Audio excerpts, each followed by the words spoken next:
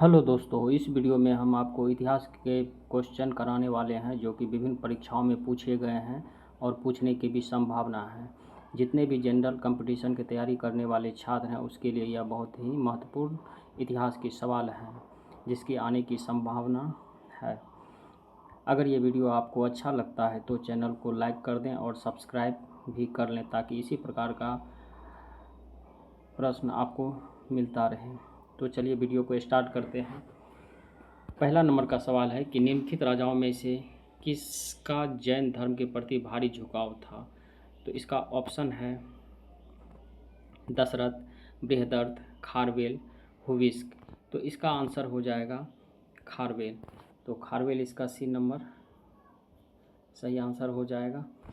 चलिए हम next question पे चलते हैं कि वह स्थान जहाँ महावीर ने पूर्ण आध्यात्मिक ज्ञान प्राप्त किया है। तो ये कुंडग्राम, वैशाली, गया, जिह्विका ग्राम। तो इसका आंसर हो जाएगा जिह्विका ग्राम, यानी कि डी नंबर इसका सही आंसर है। अब तीसरे नंबर का सवाल है कि भागवत संप्रदाय के विकास में किसकी देन अत्यधिक थी। पार्थियन की, हिंद यूनानी लोग की, कुषाण का, गुप्त का। तो इसका आंसर हो जाएगा डी नंबर गुप्त का।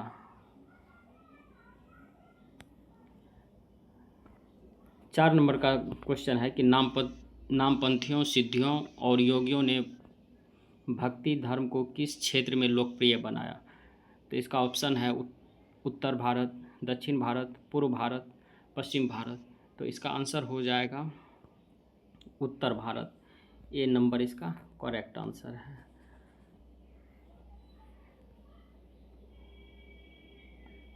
अब 5 नंबर का क्वेश्चन है कि पाटलिपुत्र के संस्थापक कौन थे। तो इसका आंसर हो जाएगा उदाई। उदाइन जो थे ये पाटलिपुत्र के संस्थापक थे। तो ए नंबर इसका ऑप्शन हो जाएगा।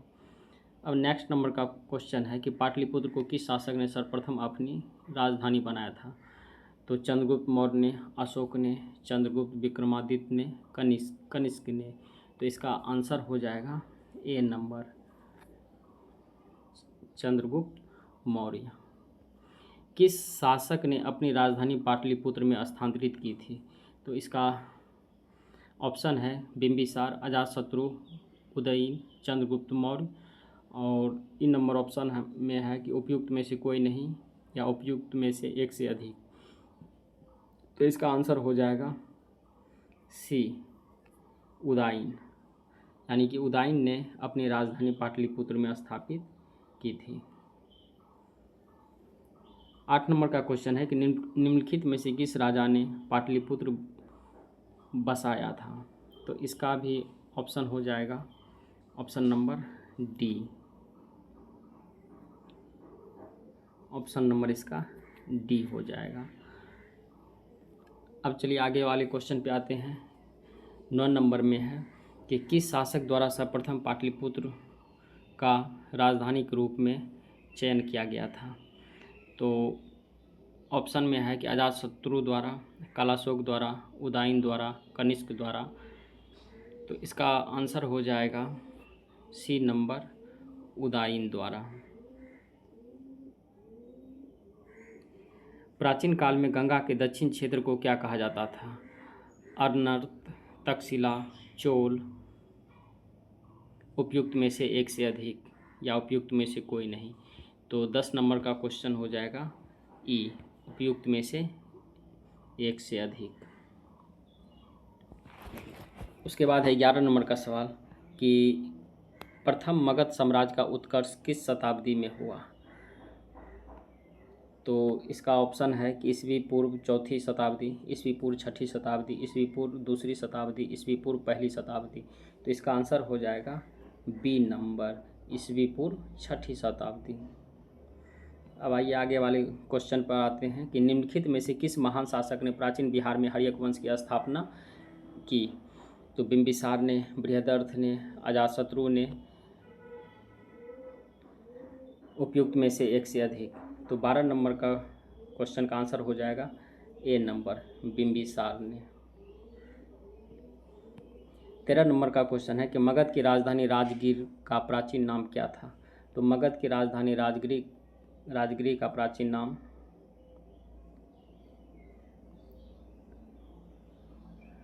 मगध की राजधानी राजगीर का प्राकृत नाम क्या था। तो ऑप्शन में है महाराज, राजगिरी, पाटलिपुत्र, उपयुक्त में से एक से अधिक या उपयुक्त में से कोई नहीं। तो इसका आंसर हो जाएगा बी नंबर की राजगिरी। अब 14 नंबर में है कि सूची 1 को सूची 2 से मिलान कीजिए, सही कूट का चयन कीजिए। तो सूची 1 में है मल, बी में अंग, गंधार, वत्स। तो 14 नंबर के क्वेश्चन में तो 1 का 4 हो जाएगा कि मल की राजधानी कुशीनारा थी, अंग की राजधानी चंपा थी, गंधार की राजधानी तक्षशिला और वत्स की राजधानी कौशाम्बी। तो इसका ऑप्शन के अकॉर्डिंग हो जाएगा ए नंबर। अब आइए 15 नंबर के सवाल पर आते हैं कि विश्व का पहला गणतंत्र वैशाली में किस के द्वारा स्थापित किया गया था। मौर्य द्वारा, नंद द्वारा, गुप्त द्वारा, लिच्छवी द्वारा। तो इसका आंसर हो जाएगा लिच्छवियों द्वारा। ये डी नंबर सही इसका आंसर हो जाएगा। अब आइए आगे वाले क्वेश्चन पर आते हैं कि ईसा पूर्व 6ठी सदी में विश्व का प्रथम गणतंत्र व्यवस्था कहाँ थी। तो विश्व की प्रथम गणतंत्र व्यवस्था वैशाली में थी। ए नंबर इसका सही आंसर हो जाएगा। अब 17 नंबर के सवाल पर आते हैं कि मगध की प्रारंभिक राजधानी कहाँ थी। तो मगध की प्रारंभिक राजधानी पाटलिपुत्र, वैशाली, राजगिरी, चंपा। तो इसका आंसर हो जाएगा सी नंबर राजगिरी। 18 नंबर के सवाल हैं कि प्राचीन महाजनपद मगध की प्रथम राजधानी कौन सी थी। तो प्राचीन महाजनपद मगध की राजधानी ई नंबर हो जाएगा इसमें, उपयुक्त में से कोई नहीं, क्योंकि मगध की राजधानी इनमें से कोई नहीं हो जाएगा। 19 नंबर का सवाल है कि अजातशत्रु के वंश का नाम क्या था। तो मौर्य, हर्यक, नंद, गुप्त। तो अजातशत्रु के वंश का नाम बी नंबर हर्यक वंश से ये संबंध रखते थे। 16 महाजनपदों की सूची उपलब्ध है। इनमें भारत में 16 महाजनपद की सूची उपलब्ध है। महाभारत में, अंगुत्तर निकाय में, छंदोग्य उपनिषद में, संयुक्त निकाय में। तो 20 नंबर का आंसर हो जाएगा बी नंबर अंगुत्तर निकाय में। बी इसका करेक्ट आंसर हो जाएगा। 21 नंबर में है कि प्रद्योत कहाँ का राजा था। काशी का प्रद्योत कहाँ का राजा था। काशी का, मगध का, अवंती का। तो इसका आंसर और ई नंबर में है उपयुक्त में से कोई नहीं या उपयुक्त में से एक से अधिक। तो 21 नंबर का आंसर हो जाएगा डी नंबर अवंती का। 22 नंबर में है कि मगध शासक बिंबिसार का चिकित्सक कौन था। शौलभद्र, विजयसेन, जीवक, मनु। तो इसका आंसर हो जाएगा सी जीवक।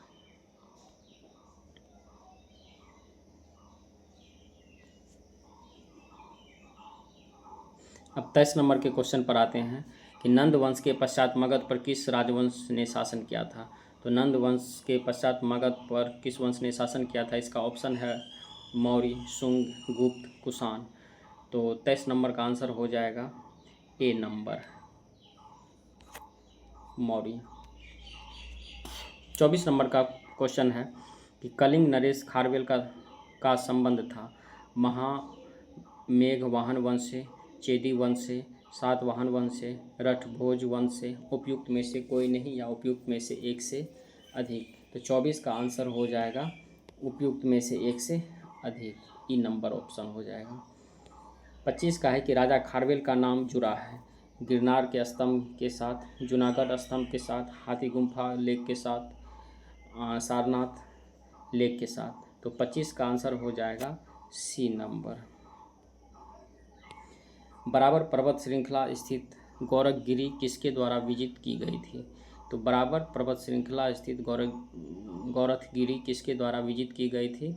तो ऑप्शन है राजराज चोल द्वारा, खारवेल द्वारा, मेनांडर द्वारा, पुष्यमित्र शुंग द्वारा। उपयुक्त में से कोई नहीं या उपयुक्त में से एक से अधिक। तो इसका आंसर हो जाएगा बी नंबर, खारवेल द्वारा। 27 नंबर में है कि अंग जनपद की राजधानी कहाँ थी। आंसर ऑप्शन इसका होगा चंपा, रामग्राम, कपिलवस्तु, कुंडग्राम। तो इसका आंसर हो जाएगा ए नंबर, चंपा। अंग की जनपद की राजधानी चंपा थी। निम्नलिखित में से मगध का कौन सा राजा सिकंदर महान का समकालीन था। तो महापद्मनंद, घनानंद, सुकल्प, चंद्रगुप्त मौर्य। तो 28 का आंसर हो जाएगा बी नंबर, घनानंद। इसका सही आंसर हो जाएगा। 29 नंबर में है कि सेंड्रोकोटस ने चंद्रगुप्त मौर्य की पहचान सेंड्रोकोटस से चंद्रगुप्त मौर्य की पहचान किसने की थी। तो इसका ऑप्शन है विलियम जोन्स ने, बी स्मिथ ने, आर के मुखर्जी, डी आर भंडारकर। तो 29 नंबर का सवाल हो जाएगा सवाल का आंसर हो जाएगा विलियम जोन्स, ए नंबर।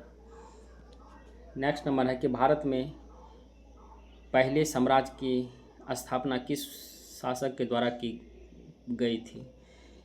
ऑप्शन है चंद्रगुप्त मौर्य, अशोक, कनिष्क, चंद्रगुप्त द्वितीय, विक्रमादित्य। या ई नंबर ऑप्शन में है कि उपयुक्त में से कोई नहीं या एक से अधिक। तो 30 नंबर के आंसर हो जाएगा ए नंबर, चंद्रगुप्त मौर्य द्वारा। 31 नंबर सवाल है कि मौर्य साम्राज्य के संस्थापक कौन थे। ऑप्शन है बिंदुसार, बृहदर्थ, अशोक, चंद्रगुप्त मौर्य। तो 31 नंबर का आंसर हो जाएगा डी नंबर, चंद्रगुप्त मौर्य द्वारा। उसके बाद है 32 नंबर, निम्नलिखित में से किस मौर्य राजा ने दक्कन की विजय प्राप्त की थी। तो अशोक ने, चंद्रगुप्त मौर्य ने, बिंदुसार ने, कुणाल ने। तो 32 नंबर का आंसर हो जाएगा बी नंबर, चंद्रगुप्त मौर्य ने। जिसके ग्रंथ में चंद्रगुप्त मौर्य का विशिष्ट रूप से वर्णन हुआ है वह है भास, शूद्रक, विशाखादत्त या अश्वघोष। तो 33 नंबर का आंसर हो जाएगा C number, Vishakhadatta, C number. 34 number question है कि मेगास्थनीज दूत था सेल्यूकस का, सिकंदर का, डेरियस का, यूनानियों का, या उपयुक्त में से कोई नहीं या एक से अधिक। तो 34 नंबर का सवाल हो जाएगा ए नंबर, सेल्यूकस का। 35 नंबर सवाल है कि मेगास्थनीज ने भारतीय समाज को कितनी श्रेणियों में विभाजित किया था। तो मेगास्थनीज ने भारतीय समाज को कितनी श्रेणियों में विभाजित किया था। तो ऑप्शन है 4, 5, 6, 7। तो इनको 7 भागों में विभाजित किया था। अब 36 नंबर सवाल है कि वह स्रोत जिसमें पाटलिपुत्र के प्रशासन का वर्णन उपलब्ध है। तो इसका ऑप्शन है दिव्यवदान, अर्थशास्त्र, इंडिका, अशोक शिलालेख। तो 36 का हो जाएगा सी नंबर, इंडिका। 37 में है कि सूची 1 को सूची 2 के साथ सम्मिलित कीजिए और सही कूट चुनिए। तो सूची 1 में है कि घटनास्थल स्थान में चोलगंगम झील, धर्म महामात्र की नियुक्ति प्रयाग, और डी में है सुदर्शन झील। इसका ऑप्शन है चंद्रगुप्त मौर्य, हर्षवर्धन, राजेंद्र प्रथम, अशोक। तो 37 नंबर का ऑप्शन हो जाएगा कि चोलगंगम, ये राजेंद्र प्रथम से संबंधित थे। तो इससे ही ऑप्शन को मिलाया जाए तो इसका आंसर हो जाएगा ए नंबर, यानी कि ए का 3, बी का 4, सी का 2 और डी का 1 हो जाएगा। चलिए अब आगे बढ़ते हैं। 38 नंबर सवाल है कि अभिलेख जिससे यह प्रमाणित होता है कि चंद्रगुप्त का प्रभाव पश्चिम भारत पर था या है। तो कलिंग शिलालेख, अशोक का गिरनार शिलालेख, रुद्रदामन का जूनागढ़ शिलालेख, अशोक का सोपरा शिलालेख। तो 38 नंबर का आंसर हो जाएगा सी नंबर, रुद्रदामन का जूनागढ़ शिलालेख। किस अभिलेख में कलिंग विजय का वर्णन है। मास्की अभिलेख, रुद्रदामन अभिलेख, जूनागढ़ अभिलेख, हाथी गुम्फा अभिलेख, उपयुक्त में से कोई नहीं या उपयुक्त में से एक से अधिक। तो 39 का आंसर हो जाएगा ई नंबर, उपयुक्त में से एक से अधिक। अब आते हैं 40 नंबर के सवाल पर। निम्नलिखित में से कौन सा क्षेत्र अशोक के साम्राज्य में सम्मिलित नहीं था। अफगानिस्तान, बिहार, श्रीलंका, कलिंग। तो 40 का आंसर हो जाएगा सी नंबर कि अशोक के साम्राज्य में श्रीलंका शामिल नहीं था। 41 नंबर सवाल है कि केवल वह स्तंभ जिसमें अशोक ने स्वयं को मगध का सम्राट बताया था। तो 41 नंबर का आंसर हो जाएगा डी नंबर, भाबरू स्तंभ में अशोक ने मगध का सम्राट बताया था। 42 नंबर है कि अशोक के धर्म का मूल संदेश क्या है। तो राजा के प्रति वफादारी, शांति एवं अहिंसा, बड़ों का सम्मान, धार्मिक सहनशीलता।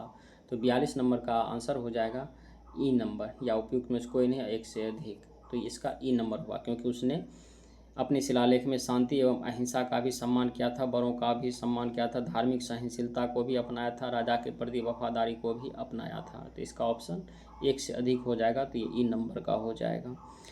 43 नंबर सवाल में है कि अपने शिलालेख में अशोक सामान्यतः किस नाम से जाने जाते थे। तो अपने शिलालेख में अशोक चक्रवर्ती, प्रियदर्शी, धर्मदेव, धर्मकीर्ति, उपयुक्त में से कोई नहीं, या उपयुक्त में से एक से अधिक। तो इसका आंसर बी हो जाएगा, प्रियदर्शी के नाम से जाने जाते थे। 44 नंबर सवाल है कि अशोक के शिलालेख में प्रयुक्त भाषा है, तो कौन सी भाषा है। संस्कृत है, पाली है, प्राकृत है, हिंदी है।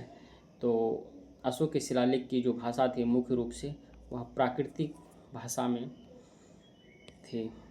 45 नंबर सवाल है कि अशोक के स्तंभ पर कौन सी लिपि लिखी गई। तो एक नंबर में है कि ब्राह्मी, बी में खरोष्टी, सी में पाली, डी में संस्कृत। तो अशोक के स्तंभ पर जो लिखी गई भाषा की लिपि थी वह लिपि ब्राह्मी लिपि में लिखी गई थी। इसका आंसर ए हो जाएगा। अब आते हैं 46 नंबर के सवाल पर कि प्राचीन भारत में निम्नलिखित में से कौन सी एक लिपि दाईं ओर से बाईं ओर लिखी जाती थी। ब्राह्मी लिपि, नंद नागरी लिपि, शारदा लिपि, डी में है खरोष्टी लिपि। तो 46 का आंसर हो जाएगा डी नंबर, खरोष्टी लिपि इसकी भाषा थी। अब 47 नंबर सवाल है कि अशोक के अभिलेख को पहली बार किनके द्वारा या इनके द्वारा पढ़ा गया था। जेम्स प्रिंसेप के द्वारा, बिलियर के द्वारा, रॉबर्ट सेवल्स के द्वारा, कॉड्रिंगटन के द्वारा, मौर्य वंश का अंतिम शासक, ये आगे वाले सवाल पे चले गए। तो इसका ऑप्शन हो जाएगा कि किनके द्वारा पढ़ा गया था। तो ये ए नंबर हो जाएगा, जेम्स प्रिंसेप के द्वारा पढ़ा गया था 1837 ईस्वी में। अब आते हैं आगे वाले सवाल पर कि 48 नंबर का सवाल है कि मौर्य वंश का अंतिम शासक कौन था।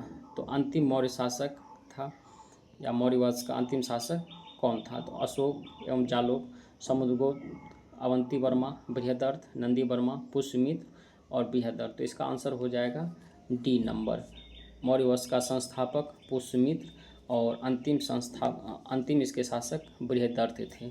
तो 48 नंबर का सवाल बृहदर्थ ही हो जाएगा। 39 नंबर में है कि अशोक की नीति को आर्थिक परिणामों के कारण ही मौर्य साम्राज्य का पतन अधिकांशतः उच्च था। इस तथ्य में किसने विश्वास किया था। रेमिला थापर ने, डी.एन. झा ने, बी.ए. स्मिथ ने और एस.सी. रायचौधरी ने, या ई नंबर ऑप्शन है कि उपयुक्त में से कोई नहीं या उपयुक्त में से एक से अधिक। तो 49 नंबर का आंसर हो जाएगा रोमिला थापर। अब आते हैं आगे वाले सवाल में 50 नंबर पे कि मौर्य काल में शिक्षा का सर्वाधिक प्रसिद्ध केंद्र था वैशाली, नालंदा, तक्षशिला, उज्जैन। तो ये सवाल है 50 नंबर का आंसर हो जाएगा सी नंबर। तो सी इसका करेक्ट ऑप्शन हो जाएगा, नालंदा। अब देखिए भी सकते हैं कि यहाँ पे 47वीं बीपीएससी 2005 में ये सवाल पूछा गया था और ये सारे प्रश्न किसी न किसी बीपीएससी के एग्ज़ाम में ही पूछे गए। अगर ये वीडियो आपको अच्छा लगता है तो सब्सक्राइब अवश्य कर लें और लाइक का भी बटन दबा दें ताकि आगे भी आपको इसका नोटिफिकेशन मिलता रहे। अब 51 नंबर सवाल में है कि प्राचीन भारत में निम्नलिखित राजवंशों पर विचार कीजिए। तो ये शुंग, दूसरे में मौर्य, तीसरे में कुषाण, चौथा में कन्नव है।